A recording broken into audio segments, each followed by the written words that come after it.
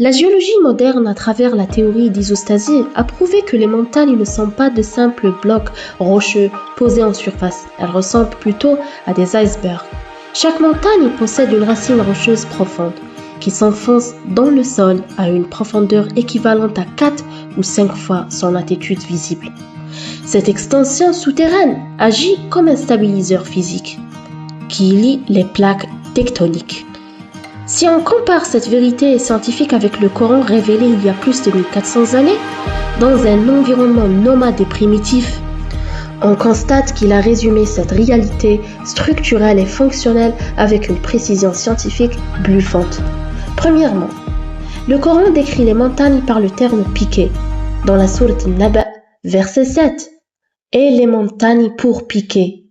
En physique comme en linguistique, le piqué est un élément dont la majeure partie est enfouie sous terre pour stabiliser ce qui dépasse. C'est exactement ce que la science a découvert concernant les racines des montagnes. Deuxièmement, la mécanique. Le Coran qualifie les montagnes de ravage ou bien ancrage, comme l'ancrage profond du navire, et définit leur fonction cosmique de stabiliseur dans la sourate Al-Nahl, verset 15. Et il a implanté des montagnes immobiles dans la terre avant qu'elles ne branlent pas en vous emportant.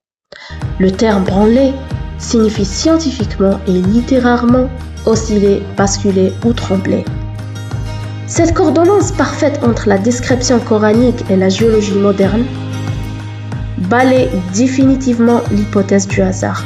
Ce qui a ancré ces montagnes est le même qui a révélé ce livre.